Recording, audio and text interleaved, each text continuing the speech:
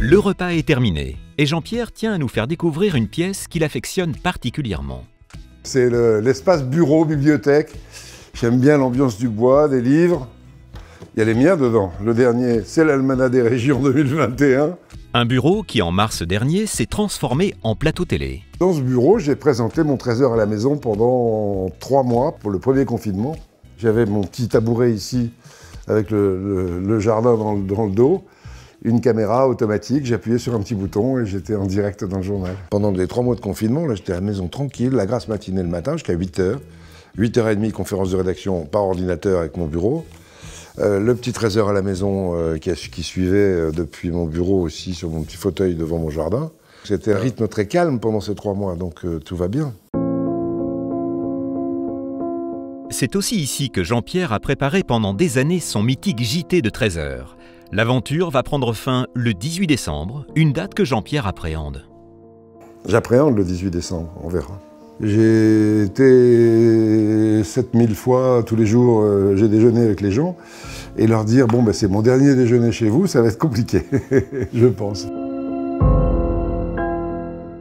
Depuis l'annonce de son départ du journal au mois de septembre, Jean-Pierre a reçu des dizaines de milliers de messages de ses fans sur les réseaux sociaux. Des messages qu'il lit avec attention.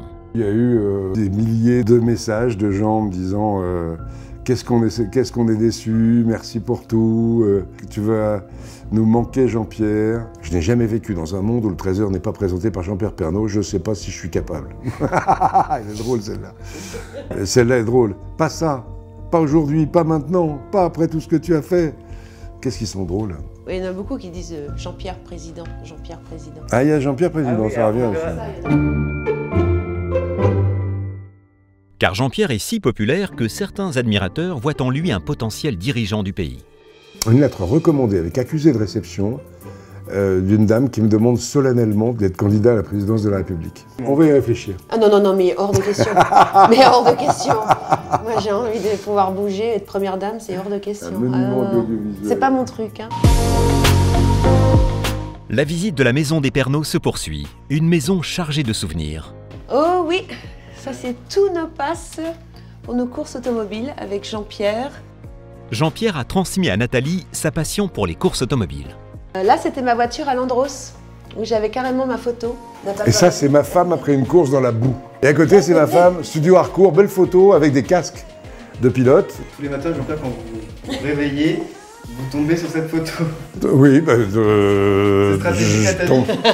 je l'ai en vrai avant. Voilà. C'est pour pas qu'il m'oublie avant de partir au travail. Je l'ai en vrai avant. Autre pièce et autres souvenirs, les trophées obtenus par Jean-Pierre tout au long de sa carrière, dont les prestigieux 7 d'or. C'est lourd, ça pèse 1 tonne. J'en ai eu 5. Ça, c'est un trophée Albert Kahn. Celui-là, je l'ai mis là parce qu'il est joli. Ça, c'était pour mes 30 ans de journal. Les belles images qu'on montre des régions. Pendant ce temps-là, Nathalie est partie chercher le courrier et elle a reçu un beau cadeau. Et Jean-Pierre, c'est génial. J'ai reçu le livre de Miss France. Un livre publié à l'occasion du centenaire de la cérémonie Miss France, qui a changé la vie de Nathalie en 1987. Nathalie a été élue en 1987, la première élection retransmise à la télévision. Voilà. C'est pour ça Ça, qu'elle c'est m'a ma dit Miss France. Elle est belle. Oui, Elle n'a pas changé, hein. Heureusement que oui. L'occasion de passer un coup de fil à Sylvie Tellier, patronne du comité Miss France et amie du couple Pernaut. Allez, je vais l'appeler en FaceTime.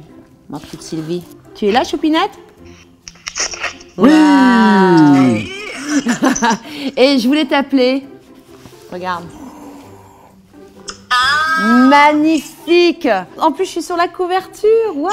Ouais. Et tu nous en veux pas trop pour les photos un peu collector de ton époque? Mais moi, pas du bien. tout. J'assume. Les Miss France, Jean-Pierre les connaît bien. Chaque année, c'est sur son plateau que les candidates sont présentées au grand public avant l'élection.